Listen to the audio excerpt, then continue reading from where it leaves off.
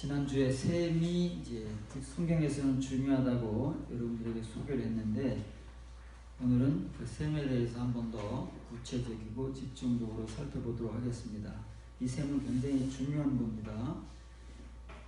하나님께서 왜 구약 성경과 신약 성경을 통해서 이 셈에 대해서 이토록 강조하시는가 하면, 지금 이 세상에서 우리가 눈으로 보고 그리고 그 마시는 셈이 훗날 하늘나라에서 하나님의 성도들에게 영원토록 마시게 하실 하늘나라의 샘물이기 때문에 그렇습니다. 그래서 오늘 말씀들을 잘 살펴보시면서, 사실 요즘같이 어렵고 힘든 시대에 셈이 무슨 그렇게 여러분들에게 기대가 될 것이며 무슨 말씀들이 그렇게 와 닿겠습니까마는, 그러나 우리가 이제 이런 시간들을 보내고 하나님을 만나게 된다면 그때는 상상할 수 없을 만큼 이런 내용들이 우리 각 개개인들에게 너무나도 중요하고, 하나님께서는 바로 이런 것들을 우리에게 찾으심으로써 하나님의 것으로 대신하신다는 사실을 언젠가는 알게 될 것이며, 지금 미리 아는 사람들은 이것이 얼마나 중요한가를 잘 알고 있습니다. 그래서 오늘은 이 마안이라는 말이지요, 셈이라는 말이 마안인데, 하나님을 지금 시편 104편의 기록자는 하나님을 정의하는 것입니다. 하나님에 대한 정의가 많죠. 하나님 어떤 분이시다는 것을 각 성경의 기록자들마다 자기가 은혜 받은 대로 고백하는데, 그 고백들을 모아놓으면 하나님이 어떤 분이라는 어떤 하나의 논문이 될 수도 있다고 말해요. 내용이 많으니까. 근데 시편 104편의 기록자는 오늘 본문에서 우리에게 소개하기를 하나님은 어떤 분이시냐면은 이분이다 그 말에, 샬라하는 보내다는 말이거든요. 사람을 보낸다, 누구를 보낸다. 그래서 구약 성경에서는 이 남편이 아내를 버린다고 할 때 샬라흐라는 말을 씁니다. 바깥으로 내보낸다고 말이에요. 그 당시에 여자는 집에서 쫓겨나서 바깥으로 나가면 갈 데가 없어요. 그럼 무서운 말입니다. 그런데 하나님께 이것이 해당되면은 이제 좋은 의미로 사용되는 거지요.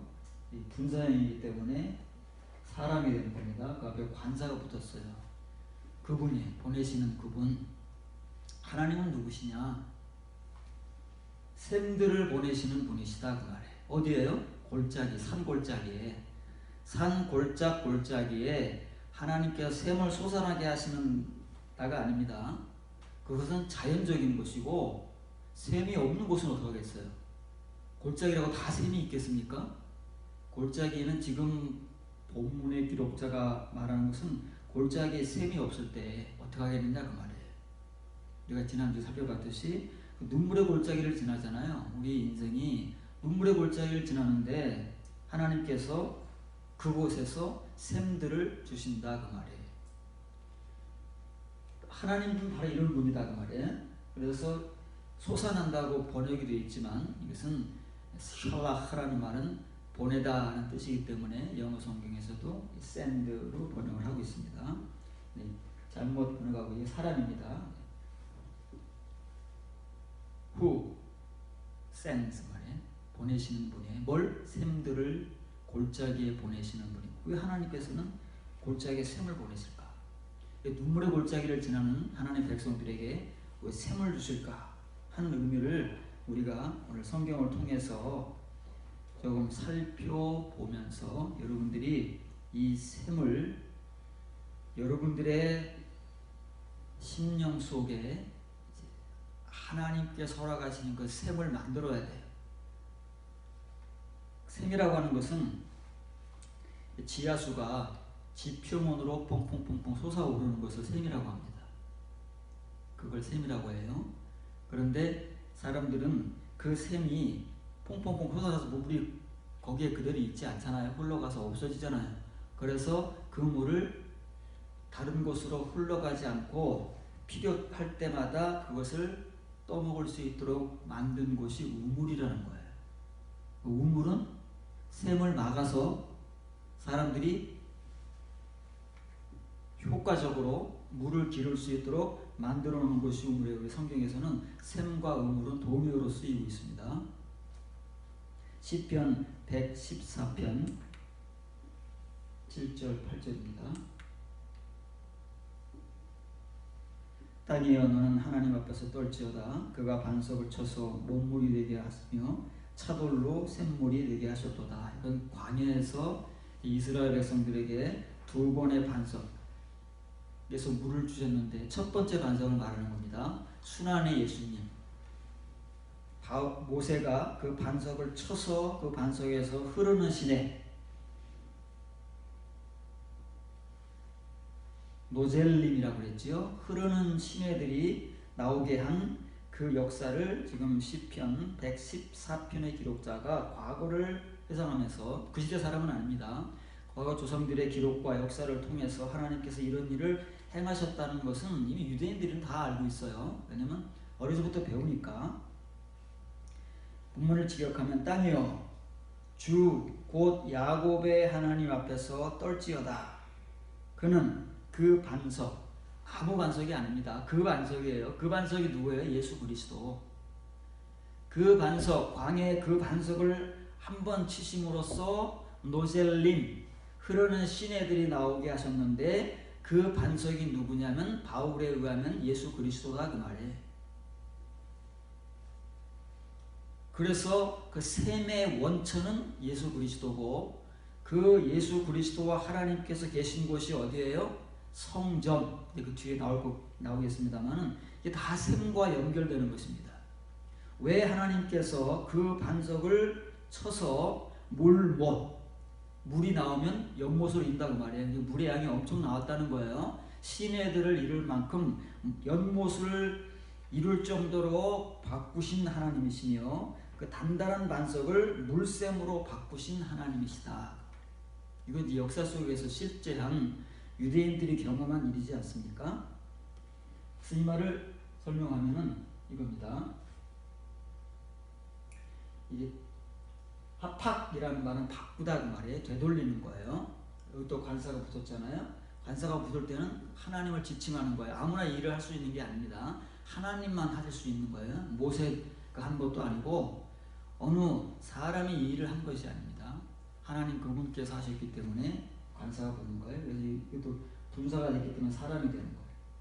이 레라는 말은 뭐뭐로 마안 셈이라고 그랬죠.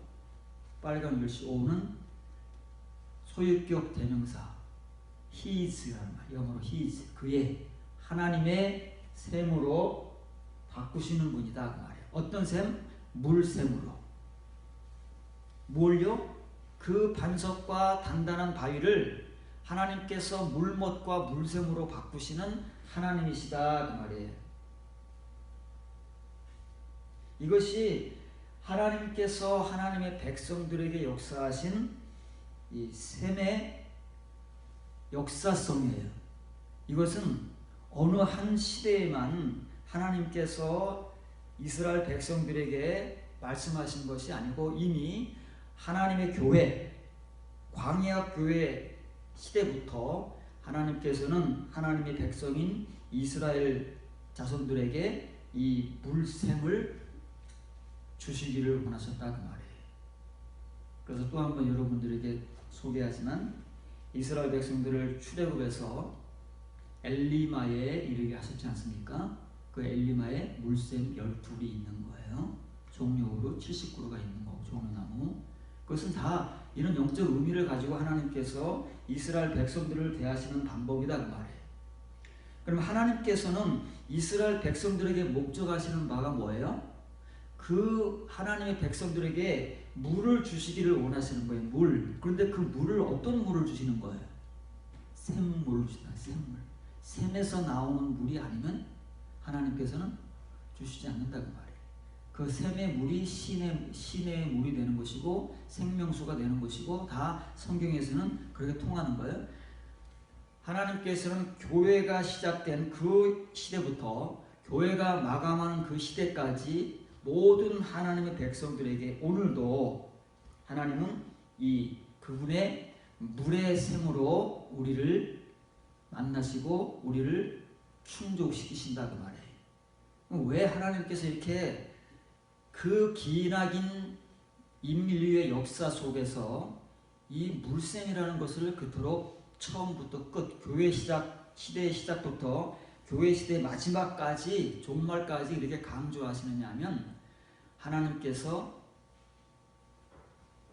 소개한 대로 천국의 샘으로 영원한 샘으로 우리를 인도하시기 위해서 지금 이 하나님의 물샘의 은혜를 경험하고 우리 안에 그 샘을 만든 사람들만이 가지고 있는 사람들만이 하나님의 영원한 샘으로 인도함을 받기 때문에 그런 것입니다.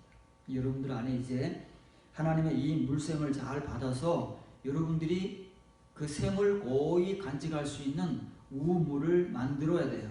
다른 데로 흘러가서 낭비되지 않도록. 그래서 여러분들의 것이 아닌 다른 사람들의 것이 되지 않도록, 소모되지 않도록 여러분들이 그 샘을 발견하고 샘을 마셔서 여러분들 안에 우물을 잘 만들어 놓아야 된다고 말해요. 그러면 왜 하나님께서는 이 샘을 왜 강조하실까 그 말이에요. 강물도 있고 바닷물도 있지 않습니까? 물이 뭐 샘에서 나오는 건 물입니까? 물은 종류가 많잖아요. 근데 왜 하나님께서는 유독 이 교회 시대의 시작부터 교회 시대 마지막 종말까지 왜 이 샘을 강조하실까? 우리는 사람은 이해할 수 없는 의미를 하나님께서 거기다 담아 놓으시고 하나님의 메시지를 이스라엘 백성들에게 전하시는 거예요. 하나님의 백성들에게. 그래서 오늘날 우리가 하나님의 성경 말씀인 생명의 말씀을 통해서 이 샘의 은혜, 샘의 의미, 그리고 샘의 가치를 이해하지 못하거나 그것을 소유하지 못했을 때에는 하나님께서 이 샘을 통해서 우리에게 주시고자 하신 은혜는 우리와 관계가 없는 거예요. 잘 기억하셔야 됩니다. 그래서 레위기 11장 35절에 말씀이 이스라엘 백성들에게 광야 시대에 주어진 겁니다. 이런 것의 주검이 물건 위에 떨어지면 그것이 모두 부정하여지리니 화덕이든지 화로이든지 깨뜨려 버리라. 주검이 닿는 모든 물건은 사람도 부정하게 된다고 그랬잖아요. 그래서 제사장들은 절대 초상집 가면 안 되는 거예요. 왜? 주검이 묻으면 다 부정한 거예요. 사람이든 물건이든 일단 주검이라는 것 자체가 닿으면은 하나님 앞에서 사람들 앞에서 부정한 것이 아닙니다. 하나님 앞에서 부정한 존재, 부정한 물건이 되기 때문에 그것들은 다 깨뜨려 박살내서 없애버려야 돼요. 아무리 귀한 것이라 할지라도. 그게 하나님의 율법이에요. 이것이 부정하여져서 너희에게 부정한 것이 되리라. 부정하게 되리라. 하나님께서 딱 정해버린 거예요. 그런데 그 뒤에 어떤 말씀이 나오냐면 샘물이나 물이 고인 웅덩이, 물이 고인 웅덩이가 뭐예요? 이게 우물이다 그 말이에요. 샘과 우물은 동일하라고 그랬어요. 샘과 우물은 어떻다고요? 부정해지지 않는데 이게 말이 됩니까? 더러질 수 있잖아요. 그렇죠? 자연적으로 더러질 수 있는 것이고 우물에 뭐 독 타면 동물 되는 것이고 그런데 하나님께서 샘이나 우물은 부정해지지 않는다 그 말이에요. 왜요? 이것은 물이 부정해진다는 말이 아닙니다. 이 안에 하나님께서 이런 의미를 담아놓고 이스라엘 백성들을 대하시기 때문에 주검이 닿은 모든 사람과 물건은 부정해지지만 샘과 우물은 부정해지지 않는다 그 말이에요. 이건 하나님의 율법이에요. 문자가 아니다 그 말이에요. 자연적 현상이 아니에요. 그 주검에 닿는 것은 모두 부정해질 것이다. 파란 글자를 직역하면 진실로 말입니다. 샘과 우물이에요. 그게 이제 샘은 마얀이고 그 다음에 우물은 미크바라고 하는데 부올이라는 뒤에 나올 거예요. 미크바라는 우물이라는 말과 부올이라는 우물이라는 말은 같은 말입니다. 여기서 이제 단어만 바꿔 쓴 겁니다. 미크바 우물이에요. 부올 나오네요. 부올 앞에 부올이 샘과 부올 우물이에요. 우물은 다시 말하면 물 웅덩이라고 말해요. 미크바 마임은 물 웅덩이라는 말이에요. 물 웅덩이는 어떻다고요? 타헐, 정결하다고 말해요.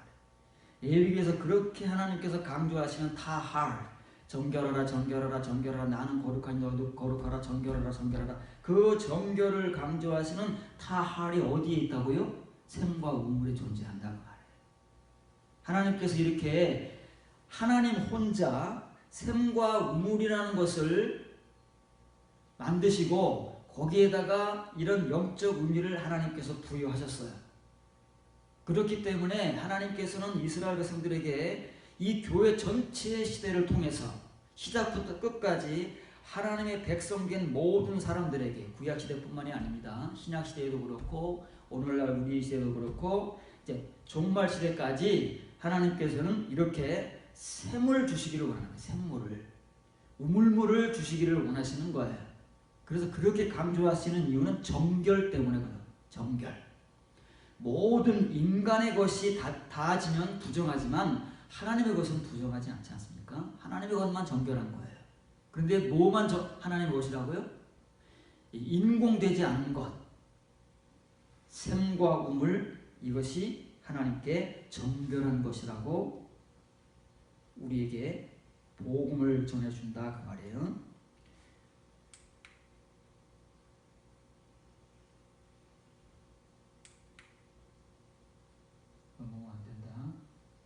요엘서 3장 14절 16절입니다. 사람이 많으며, 이 종말, 요엘서는 종말 묵시록입니다. 말세에 대한 상황을 언급하는 것입니다. 사람이 많으며 그 심판의 골짜기에 사람이 많다는 거예요. 이 심판의 골짜기에 온 세상 사람들이 다 모일 거다 그 말이에요. 그 심판의 골짜기에 여호와의 날이 가까우미로다. 하나님의 날은 어떤 날이에요? 심판의 날. 여호와께서 시온에서 부르짖고, 하나님이 부르짖겠습니까? 시온에서 이 직역하면 우레소리가 막 쿵쿵 난다고 말이에요. 하나님께서 이 시온에서 하나님의 소리, 하늘의 소리는 우레의 소리입니다. 우레 소리가 진동하고 얼마나 무섭습니까? 이제 조금 있으면은 태풍이 오고 그럴 때 천둥이 막 쾅쾅 치잖아요. 그 우레 소리가 말이에요. 요즘엔 그 소리가 더 커졌어요, 옛날보다. 그래서 정말 무섭더라고요. 그 소리가 하나님에 의해서 시온에서 발산되고 예루살렘에서 목소리를 내시리니, 뭐 목소리를 어떻게 내시겠어요? 이게 똑같이 내신다 그 말이에요. 예루살렘에서 하나님의 음성을 토해내시리니 하늘과 땅이 진동할 만큼의 소리가 나오는 거지, 그냥 목소리 나오는 게 아니에요. 그냥 하나님께서 큰 소리 치시는 게 아니다 그 말이에요. 땅이 진동할 정도의 그 천둥과 우레가 막 우르르 꽝꽝 쳐대면은 정말 두려움과 공포예요. 그게 더 심해지면 심해질수록 우리는 두려움과 공포에 덜덜 떤다 그 말이에요. 그러나 이건 지금 종말의 상태를 말하는 거예요. 하나님께서 그 심판의 골짜기, 심판의 날 하나님 백성들을 심판하실 때 이렇게 하시겠다 그 말이에요. 그런데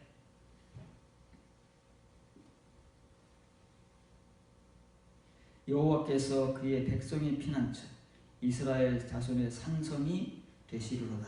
산성이시로다 그 말이에요. 이렇게 언젠가 하나님은 이미 성경에 예언을 해 놓으셨기 때문에 이 세상과 하나님의 백성들에 대한 심판은 반드시 도래하게 될 것입니다. 그 시기가 문제인 것이지요. 이미 요엘서의 말씀을 듣던 유대인들은 개인적 종말을 맞아서 이미 다 하나님을 만났습니다. 그 사람들이 어디서 만났겠어요? 이 심판의 골짜기에서 만난 거예요, 하나님을. 그 중에서 소수의 사람들만이 그들의 산성이 되시는 하나님을 만난 것이고, 다수의 유대인들은 이 심판의 골짜기에서 이 두려움과 공포의 우레소리로 나타나시는 하나님의 심판을 받은 것이다 그 말이에요. 그런즉 너희가 나는 내 성산 시온에 사는 너희 하나님 여호와인 줄 알 것이라. 예루살렘이 거룩하리니 다시는 이방 사람이 그 가운데로 통행하지 못하리로다. 그날에 산들이 다 포도즙을 떨어뜨릴 것이며 작은 산들이 저주를 흘릴 것이며 유다 모든 시내가 물을 흘릴 것이며 여호와의 성전에서 샘이 흘러나와서 시딤 골짜기에 내리라. 이 말씀을 하시기 위해 심판의 골짜기를 말씀하시는 거예요. 하나님은 반드시 종말에 세상 모든 사람들을 비롯해서 특별히 하나님을 믿는 교회를 심판하실 것입니다. 교회를 먼저 심판하신다고 했어요. 베드로는. 그래서 교회가 먼저 심판을 당하는데, 이렇게 하나님께서 심판을 하시는 그 때가 되면 하나님의 거룩, 정결이 선포되고 그 공간이 조성되기 때문에 하나님께서 허락하지 않는 사람들은 절대 통행하지를 못하는 거예요.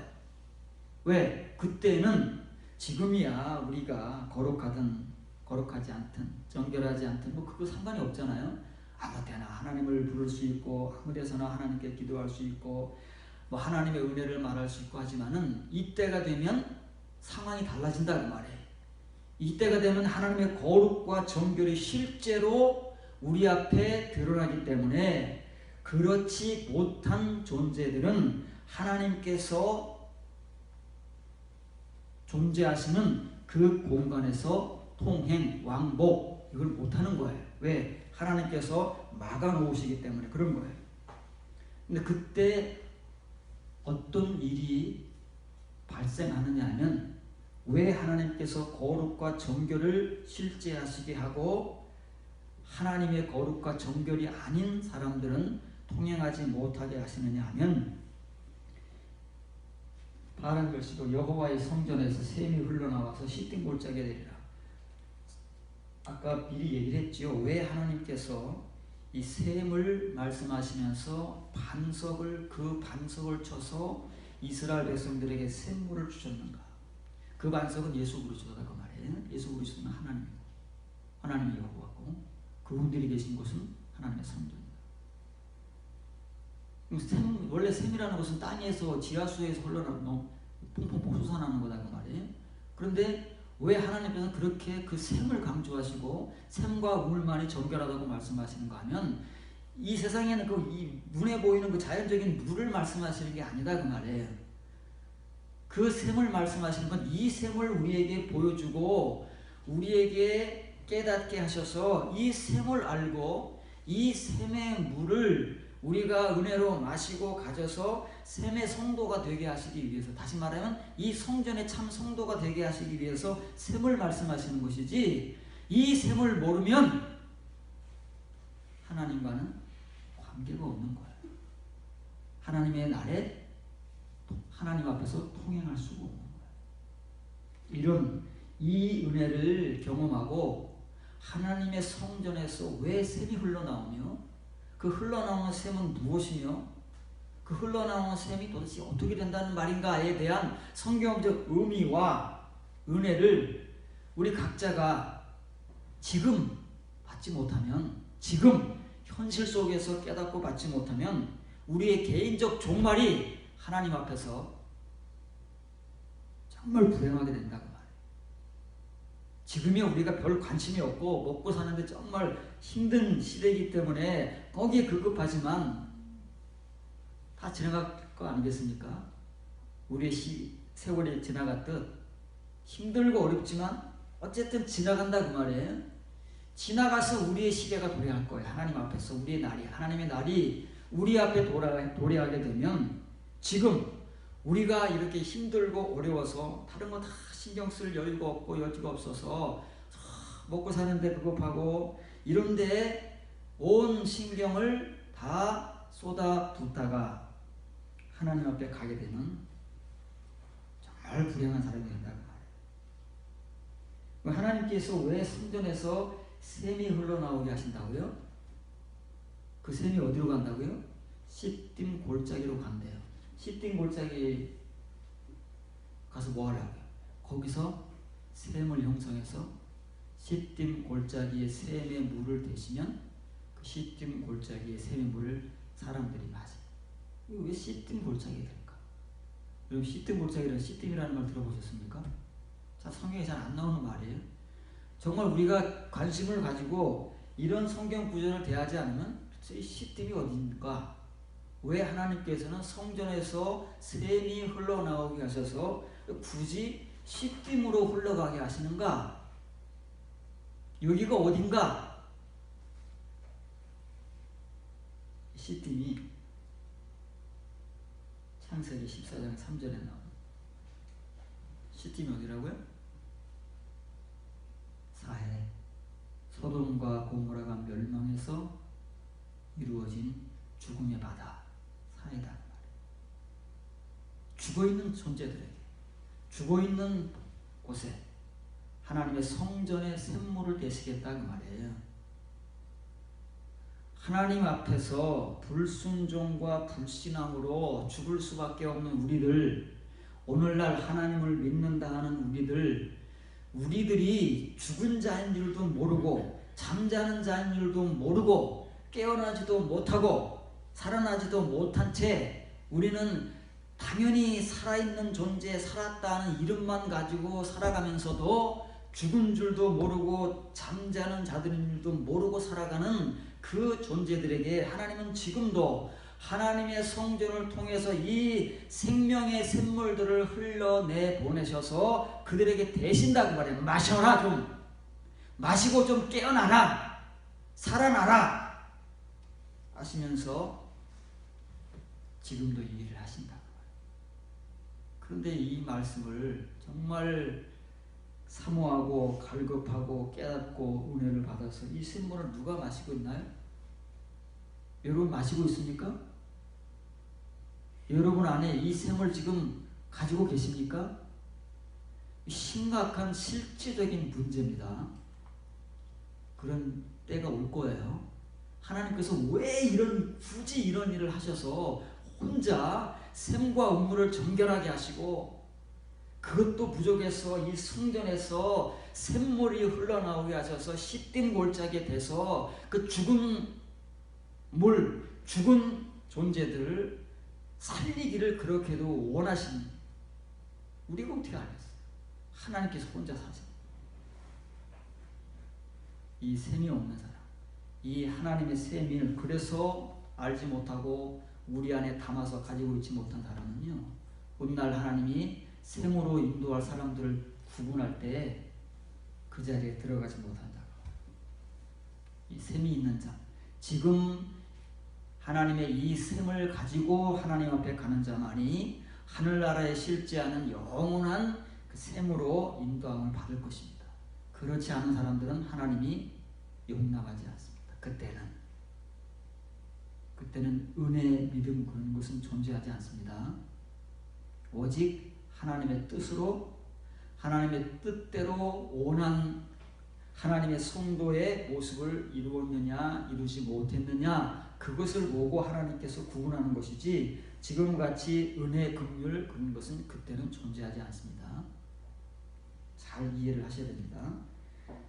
그러면 이 시딤이라는 말은 원래 이 히브리어로 휘트라는 휘트는 이제 골짜기 이름도 되지만 아카시아 나무도 되는 거예요. 똑같은 단어입니다.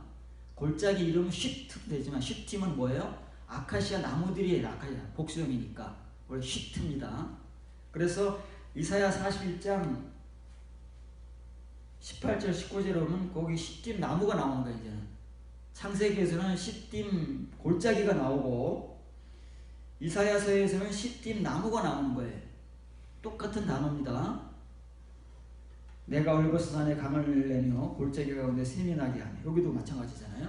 시편 104편에서 그 기록자가 고백한 그대로 하나님께서는 늘 이 말씀을 끊임없이 강조하시는 거예요. 왜 하나님께서는 이렇게 시대를 거쳐가면서 왜 골짜기에서 샘을 냈을까? 왜 골짜기에 샘을 보내시고 골짜기에 샘물이 나오게 하실까? 우리가 그거를 모르면 안 된다 그 말이에요. 하나님이 이렇게 열심과 그 의지를 가지고 끊임없이 지속적으로 행하시는 이 일을 우리가 모르면 죽어요. 하나님과 관계가 없는 거예요. 광야가 못이 되게 하며 마른 땅이 샘 근원이 되게 할 것이니 내가 광야에는 백향목과 휘팀 아카시아 나무입니다. 아카시아 나무들과 화석류와 들감람나무를 심고 사막에는 잣나무와 소나무와 황량목을 함께 들여. 뭘 통해서요? 샘을 통해서 하시는 거예요. 광야. 물 없는 바짝 마른 광야 같은 우리 존재, 과거 이스라엘 백성들, 하나님의 백성들이지만 광야의 존재들에게 하나님께서 이 샘물을 그렇게 주기를 원하시는 거예요. 우리가 물 없는 골짜기예요. 그 물 없는 골짜기를 향해서 하나님은 끊임없이 샘을 보내시는 거예요. 내 샘을 받아라. 내 샘을 마셔라. 그리고 깨어나라. 그리고 살아나라. 그리고 나랑 함께 살자. 그런데 이 무지하고 어리석은 우리들은 그 음성을 듣지 못하고 그 메시지를 듣지 못한 채 그저 우리의 욕구, 우리의 욕망만을 하나님께 달라고 오늘도 아우성을 치고 있는 그 어리석은 모습을 하나님 보실 때 얼마나 답답하시겠느냐. 하나님께서 주시고자 하시는 것들은 하나도 받을 생각을 하지 못하고 이 세상에서 다 손을 대고 멸망할 것들만을 얻기 위해서 그냥 아우성을 치고 있는 우리들의 인생, 우리들의 모습이 하나님 보실 때 얼마나 어리석고 불쌍하겠느냐고 말해. 그 모습 우리가 볼 줄 알아야 돼. 우리의 눈이 열려서. 그래야 하나님 앞에서 부요한 자가 되는 것입니다. 그렇지 못하면 하나님 앞에 가서 가난하고 헐벗고 눈멀고 보지 못하는 그런 존재로 하나님 앞에 전락이 돼서 쫓겨나는 인생이 되는 것입니다. 자, 그러면 좀 더 어려운 얘기를, 깊은 얘기를 좀 해보도록 하겠습니다. 아가서 4장 12절 15절 내 누이 내 신부는 잠근 동산이요 덮은 우물이요 봉한 샘이로구나. 너는 동산의 샘이요 생수의 우물이요 레바논에서부터 흐르는 시내고. 여기에 이 본문에 성경에서 말하는 말씀에 대한 그 단어가 다 나옵니다. 여기에 말씀에 대한 단어, 말씀을 상징하는 단어가 다 나와요. 특히 어떤 말씀이요? 이면의 말씀을 상징하는 단어가 다 나오는 거예요. 뭐가 나오지요? 잠근 동산, 덮은 우물, 봉한 샘. 세 가지는 같은 말이다 그 말이에요. 샘, 생수, 우물, 시내. 여러분들에게 하나님의 말씀을 상징한다고 성경에서 소개해준 단어들이 총 집합을 한 거예요. 누구예요? 예수 그리스도의 신부. 예수 그리스도의 신부라는 존재는 이런 존재가 되어야 돼요. 왜? 하나님께서 이렇도록 그 샘에 대한 말씀과 강조를 하시고 하나님의 성전으로부터 샘물이 흘러나와서 그 죽어있는 존재를 깨어나게 하고 살아나게 하셨어요. 그 존재가 누구라고? 예수 그리스도의 신부예요. 요한계시록에 가면 그 성도가 어린 양의 신부가 되는 거다 그 말에 그 성도만이 아무나 어린 양의 신부가 되는 것이 아니고 지금 현실 속에서 이런 성도의 모습을 가져야 하나님 앞에 가서 어린 양의 신부가 되는 것이지 지금 그렇지 않은데 하늘나라에 가서 절대 만들어질 수도 없고 되지도 않습니다. 그래서 성경 말씀에 본문이 기록되어 있는 거예요.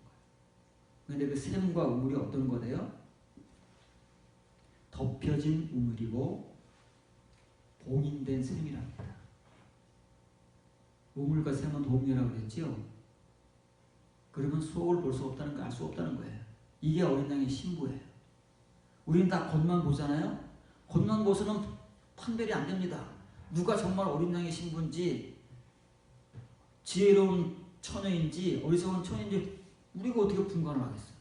다 우리는 뭐 어린 양의 신부라고 배워서 알고 있고 믿고 있고 구원받을 성도들이라고 믿고 있어서 다 그런 줄 알아요. 그러니까 몰라요. 우리는 서로가 서로를 봐도 모르는 거예요. 그 속이 어떤지를 몰라요. 그런데 진짜 어린 양의 신부는 덮여졌어요. 봉인됐어요. 속을 못 봐요. 누구만 봐요? 그런 사람만 보고 하나님만 보시는 거예요. 여러분 옆에 있는 사람 속이 보입니까? 여러분은 봉인된 셈입니까? 봉인된 우물입니까? 우리가 샘을 담고 있어야 봉인된 셈인 것이고 그 샘을 소모시키지 않고 우리 내 것으로 만들기 위해서 우물을 만들어야 그게 봉인된 우물인 거예요. 그 속에 가지고 있어야지요. 봉인되었다고 하는 것은 그 속에 있다는 거예요. 그렇죠? 어린 양의 신부라니까요. 이것이 뭐라고요? 다니엘서에 가면 하나님께서 다니엘에게 종말의 말씀을 주시고 이 말씀을 봉인해라 그 말이에요. 봉인된 말씀. 우리 속에 봉인된 말씀, 감추어진 말씀, 이면의 말씀을 얼마나 가지고 있느냐가 우리 속에 덮인 우물이냐 봉인된 셈이냐 똑같은 말씀인 거예요. 그걸 좀 알아야 돼요. 여러분들 속을 들여다보고 여러분들 속에서 그 셈이 흘러나올 수 있어야 되는 거예요. 예수님께서 분명히 말씀하셨습니다. 그 태에서 생수의 강이 흘러나오는 거예요. 그게 셈이에요. 흘러나오지 않으면 없다는 거예요. 없는데 어떻게 흘러나올 수 있겠어요? 그게 서신서에서는 뭐라고요? 부족, 히스테레마. 흘러나오지 못하는, 미치지를 못하는 거예요. 흘러나와야 되는데 나올 수가 없어요. 없으니까. 그게 부족함이에요. 그거를 채워주기 위해서 사도들은 그토록 열심히 서신서들을 보낸다 그 말이에요. 그래서 이렇게 성경 말씀에 하나님의 칼립토의 말씀, 감춰진 말씀입니다. 그 말씀으로 있어요. 마야는 셈이지요. 하툼, 다니엘서에 나오는 봉인된, 속을 볼 수 없어요. 봉인이라는 것은 겉을 싸서 인장을 꽝 찍었기 때문에 열어볼 수 없는 것을 봉인이라고 해요. 이 시대에는 왕의 인장을 꽉 찍어놔서 왕의 허락이 없으면 아무도 열어볼 수 없는 것을 봉인이라고 하는 거예요. 하나님의 허락이 없으면 아무도 그 속을 들여다볼 수가 없는 거예요. 그것이 봉인된 말씀이고 봉인된 셈이에요. 몰라요. 못 봐요. 속이 어떤지를. 이 진짜 하나님의 성도인 거예요. 그리고 또 뭐라 그래요? 봉인된 셈이 다른 말로 하면은 이거다 그 말이에요. 풀어주는 거예요. 봉인된 셈이 뭐냐? 셈이 도대체 뭐냐? 우물이 도대체 뭐냐? 성경에 셈과 우물이 같은 말이라고 하는데 하나님께서 그렇게 중요하다고 강조하신다는 말씀이라는데 그게 도대체 뭐냐 그 말이에요. 뭐예요? 뭐? 생명의 물이라고 하는데 생명은 하야 단수입니다. 하임이 되면 영생이 되는 거예요. 영생의 물이기 때문에 하나님께서 그렇게 셈을 강조하시는 거예요. 이 세상의 셈은 영생의 물이 아니에요. 그러나 하나님께서 주시는 셈, 봉인된 셈, 봉인된 말씀, 이면의 말씀은 영생의 말씀이에요. 영생수다 그 말이에요. 그래서 요한계시록에 가면 이건 여러분들에게 100번, 1000번 강조해도 전혀 잘못된 것이 없을 뿐더러 여러분들이 100번, 1000번 그 이상 들어서 그런 존재가 되어야만이 하나님께서 생명수 셈으로, 영생수 셈으로 하나님의 종말의 성도들을 하늘나라로 데려간 성도들을 인도하시게 된 거예요. 거기서 완성되는 거예요. 이 셈이라는 말씀이.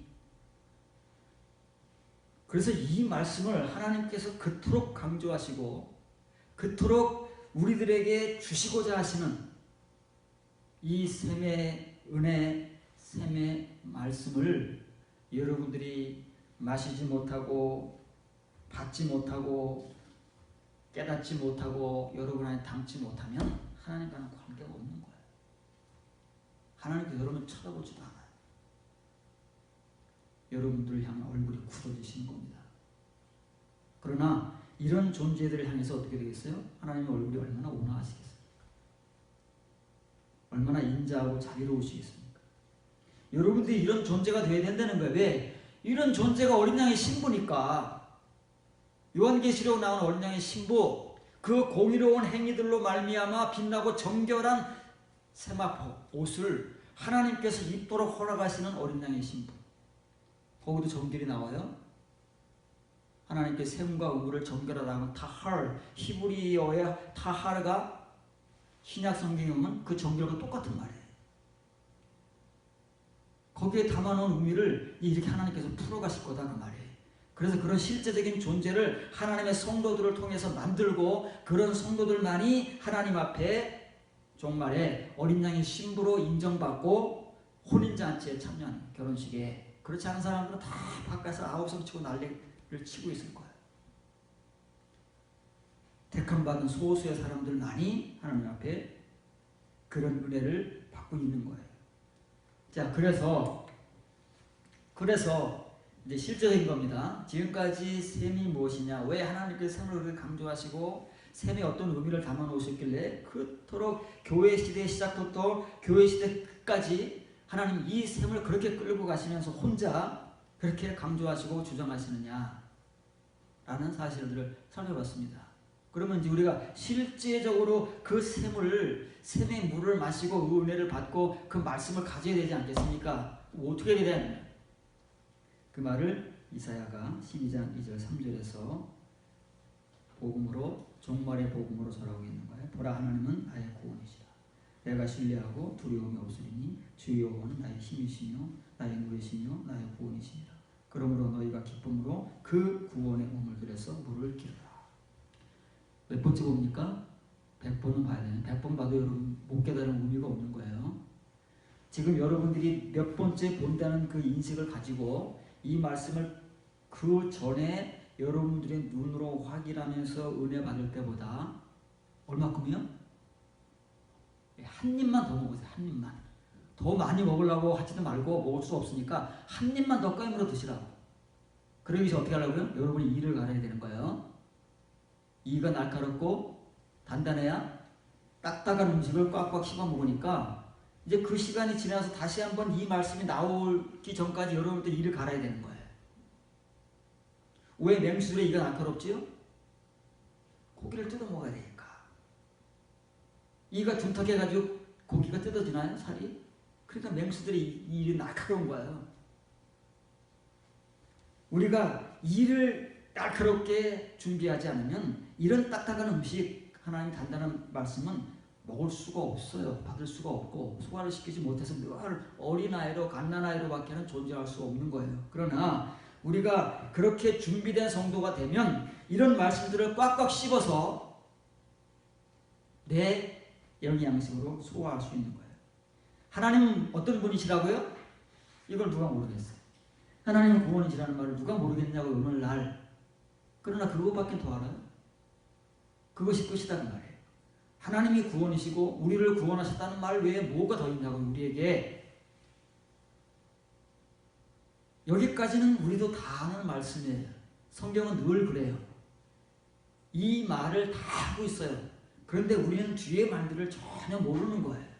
뒤에 은혜가 없어요. 앞에 은혜는 지금 다 가지고 있는데 뒤에 은혜가 부재한 거예요. 없어요. 언제 우리의 것으로 가질지를 장담할 수가 없어요. 왜? 분별하고 깨닫는 자만이 받을 수 있고 가질 수 있기 때문에 언제 여러분들에게 이 은혜가 도래할지, 이 분별과 깨달음이 하나님께로부터 주어질지를 모른다. 그런 사람에게만 뒤에 은혜가 오는 거예요. 하나님은 구원이라는 걸 다 알아요. 그래서 우리 모든 하나님을 믿는 사람들은 하나님을 신뢰하고 두려움이 없다고 말한단 말이에요. 또한 주 여호와는 나의 힘이시며 나의 노래시며 나의 구원이라는 사실을 수십 년간 들어서 잘 안다고 말해요. 근데 문제는 뭐예요? 뒤에 게 없다. 이런 교리적으로만 충만해 있지 그러므로 결론이 없어요. 결론이.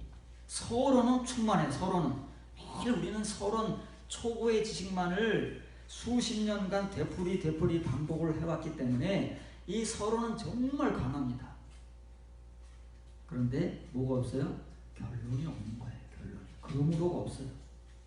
그래서 어떻게 된다고요? 기쁨으로 그 구원의 우물들에서 물을 기르라. 누가 기르라는 거예요? 이사야가 기름되는 거예요? 이사야가 기름되는 거예요? 이사야는 이미 다 길었어요. 길어서 그 안에 하나님의 샘을 넘치게 가지고 있어요. 그래서 누구 보고 기르라는 거예요? 너희가 기르라는 게 너희가 이스라엘 백성들이. 왜? 이사야는 이런 은혜에 충만하고 이런 샘으로 충만하지만 그 당시에 이스라엘 백성들은 메마른 광야 같은 존재들이다 그 말이에요. 이런 하나님의 은혜의 샘이 없어요. 구원이라는 율법 교리는 알고 그런 하나님에 대한 찬송과 감사는 넘쳐나지만 이 물을 길어본 적이 없어요. 샘을 발견해서 그 샘을 마셔본 적도 없어요. 그래서 이사야가 그렇게 하겠다는 것이 아니고 이스라엘 백성들에게 그렇게 하라는 말이에요. 그럼 처음에는 이사야 자신의 고백이 나오잖아요.